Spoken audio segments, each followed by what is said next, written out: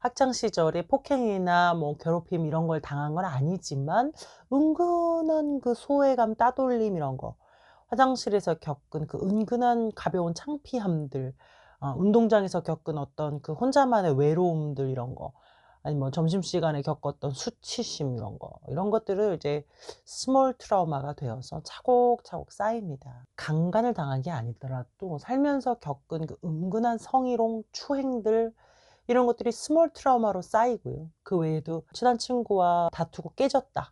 연인 관계에서 차였다. 선생님에게 알게 모르게 좀 차별을 당했다. 이런 것들. 좀 사소하다고 생각되는 어떤 상처들입니다. 다 지난 일이고 뭐 작은 일, 사소한 일로 치부가 되면서 좀 우리가 별로 중요하게 다루지 않는 것 같아요. 근데도 이게 어디 사라지지 않거든요. 우리 내면에 다 누적되어 있습니다. 그러니까 이런 일로 괴로워하는 거는 '난 너무 연약한 거고 소심한 거야. 너무 과거에 매인 거야.'라는 그런 생각과 함께 자신을 그 밝은 '괜찮다.'라고 하는 그 가면 속에 가둬 버리게 되죠. 내가 힘들고 무너질 때 '아 긍정적으로 생각하자. 고개 똑바로 들고 밝은 면을 보자.' 이렇게 막 생각을 하면서 누가 힘들다고 할 때도 그렇게 조언을 해 주기도 합니다. 이런 것들을 해로운 긍정성이라고 해요. 내 마음이 어떻고 상황이 어떻든지 무조건 뭐 낙관적이고 긍정적인 사고방식을 가져야 한다 막 이렇게 믿는 거예요. 긍정적인 사고방식이 건강에 도움이 되는 건 사실입니다마는 그렇다고 해서 힘들고 괴로운 감정과 경험을 다른 사람과 나누고 함께 느끼는 것 이런 거를 좀 부끄럽다고 여기거나 그런 사람을 타박하는 거 그건 오히려 건강에 더 해롭죠. 해로운 긍정성은 자기가 겪었던 그 생생한 경험들을 잘 처리하지 못하게 소화하지 못하게 억지로 감정을 눌러요. 그러다가 문득 그 이유도 모르게 짜증이 나고 불안이 막 엄습해 오고 분노가 치민다고. 더 심해지면은 자기가 문득 갑자기 이유도 없이 되게 수치스럽고 막 숨고 싶어지고 아무도 모르는 곳에 가 살고 싶고 막 이래. 누구에게도 자기 마음을 말하기 어려워지는 상태에 이르죠. 이런 상태가 스몰 트라우마를 겪는 사람들의 그 형태라고 할 수 있어요. 겉으로는 늘 파이팅 넘치게 막 "행복하자." 이런 행복에 대한 압박과 그런 당위성들 있잖아요. 그런 게 오히려 더 트라우마를 악화시키면서 아이러니하게도 더 행복을 느끼지 못하게 만들기도 하고요. 행복이라는 건 이렇게 일반화시킬 수 없는 정답이 없는 이 개인이 정의하는 것이라고 생각하거든요 전. 개인이 중요하게 생각하는 그 가치에 따라서 행복의 정의가 달라진다는 거지. 그러니까 제 가치에 따르면 행복이라는 건 뭐냐면 저에게는 불행한 일이 전혀 없는 게 아니라 오히려 불행을 유연하게 받아들일 줄 아는 것이 행복이라고 생각해요. 즉 내가 겪어온 그 불행한 일들 스몰 트라우마들을 사소한 것으로 치부하고 막 억압하는 게 아니라 충분히 중요하게 다루어 주고 소화시킬 수 있는 사람이 진짜 행복을 느낄 수 있는 사람이라고 생각한다는 거죠. 제가 예전에 상담을 받았을 때 성에 대한 주제로 이야기가 나왔었는데 제가 한 4번 정도 이제 성추행을 당한 사건을 기억한다고 했거든요. 근데 그분이 4 개의 사건을 다 이야기해 보라는 거예요. 근데 제가 그랬어요. "아이 그거 별일 아니에요. 저는 그 일에 대해서 별로 이렇게 감정도 없고 힘들지도 않아요. 내가 별로 중요하게 생각하지도 않는데 이 귀한 상담 시간에 그 얘기를 굳이 4 개를 다 말해야 되나요?" 그랬더니 그 선생님이 종이에다가 뭐라고 쓰는 줄 아세요? 제가 했던 말을 그대로 "별일 아니에요." 이렇게 썼더니 밑줄 2개 쫙쫙 긋고 별표 쫙 하더라고. 그때 제가 느꼈죠. '아 내가 이걸 억압했나?' 그리고 상담 시간에 그걸 이야기하는데도 아무렇지도 않거든요. 아무 감정이 없어요. 근데 내 일상에서 뭔가 되게 불편함이 있거든요. 무의식적인 불편함이 있단 말이야.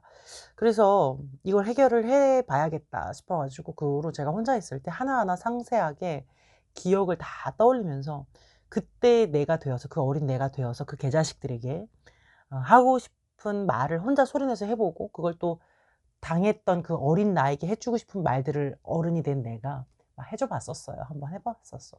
셀프 치료지. 근데 한 번도 그 일들이 나에게 타격을 줬다고 생각해 본 적이 없는데 그때 그 혼자서 그 작업을 할 때 제가 엄청 괴로워했고 되게 많이 울었고 치밀어 오르는 막 분노가 진짜 와 어마어마하더라고. 어떻게 하질 못하겠대 그 화가. 그리고서 신뢰하는 가까운 다른 사람에게 그 기억을 공유하고 또 수용과 지지를 타인으로부터 받으면서 그때 묵혀 놨던 그 트라우마에서 쪼금씩 이제 자유로워진 거죠. 트라우마 치료를 할 때는 그 사건을 외면하지 않고 오히려 이걸 밖으로 꺼내서 사회적으로 지지와 수용을 반복적으로 받을 때 가장 치료가 잘 돼요. 그때의 감정을 다시 느끼면서 하나씩 흘려보내야 되는 거죠. 소화시켜야 되는 거야. 이렇게 흘려보낼 때 함께 지지해 주는 사람이 있는 게 되게 중요하거든요. 그렇게 상대방의 지지와 수용을 받으면서 그때 내가 느꼈던 그 감정이 타당화되는 거야. '그렇게 느낄만 했구나.' 이렇게 타당화되는 그런 작업을 하면서 무너진 자아를 이렇게 다시 구축하는 거죠. 때로는 이 작업이 너무 위험할 수 있어서 간혹 다시 그때 그 트라우마를 좀 강하게 실제처럼 경험하게 되는 그런 리트라우마 현상이 나타날 수 있기 때문에 내가 좀 그런 것들이 어렵다 싶으면 전문가와 함께하는 것이 좋은데요. 일단 저는 뭐 제가 전문가라는 거 저는 혼자 했고요. 많이 힘들지만 혼자 불가능하지는 않았다라는 거지. 효과도 있다고 보고요. 지금은 뭐 완전히 내가 스몰 트라우마에서 완전 자유롭냐라고 묻는다면 글쎄요. 떠올리면 여전히 '아 죽일까? 너무 더럽다.' 분노가 있죠. 그래도 그 수치와 분노가 내 무의식에 있는 게 아니라 내 의식 수준으로 올라오면은 이상한 데서 터지지 않는다는 거예요. 내 감정의 이름을 아는 거잖아요. 이유를 알고 그 정체를 알기 때문에 훨씬 더 안정적이죠. 억누르고 있으면 정말 그 알 수 없는 순간에 또 애먼데서 이상하게 터지면서 괜한 사람 잡고 나를 잡고 그런 내 존재가 순간적으로 너무 수치스럽고 싫어. 이것밖에 안 되는 내가. 그런 감당하기 힘든 감정들이 올라와요. 이 정체를 모르기 때문에 굉장히 오랫동안 고통받는다고. 그게 바로 나는 그 사건으로부터 사실은 자유롭지 않다는 걸 보여주는 거죠. 여러분의 상처와 경험들을 사소하게 여기지 마세요. 안 괜찮은데 괜찮다고 믿지 말고 안 행복한데 행복하라고 압박 주지 마시고요. 내가 경험한 그 일들, 들었던 그 말들, 그 분위기, 그 소외감, 그 창피함 충분히 분노하고 아파하면서 그때 못 느낀 거 이제라도 느껴주고 흘려보내야 됩니다. 소화시키자고요. 욕도 하고 소리도 지르고 펑펑 울고 그런 나를 또 토닥이고 감정을 이렇게 타당화, 정당화 해주면서요. 한 번 했다고 막 싹 나아지는 건 아닐 거고 여러 차례 반복해야 할 수 있어요. 트라우마 치료할 때 같은 이야기를 이렇게 반복해서 계속 하게 하거든요. 속에 있던 걸 이렇게 밖으로 꺼내면서 혼잣말로라도 이렇게 감정을 소화시키는 게 중요하고요. 입 밖으로 소리를 내는 게 저는 더 낫다고 생각을 하는데 이게 정 어렵고 안 되겠으면 글로라도 쓰든지 치든지 내 속에서 이렇게 겉으로 꺼내야 된다. 별거 아닌 아픔은 없다. 다 지금의 나를 이루게 된 중요한 사건들이고요. 충분히 아파하시고 지지를 받으셔야 합니다. 여러분의 감정을 타당화해 주세요. 여러분 아파할 만한 일을 분노할 만한 일을 당했고 그러니 아파해도 됩니다.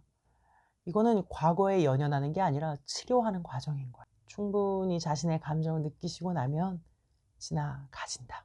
오늘 여기까지 하겠습니다. 웃음을 주는 따뜻한 상담사 웃다였습니다.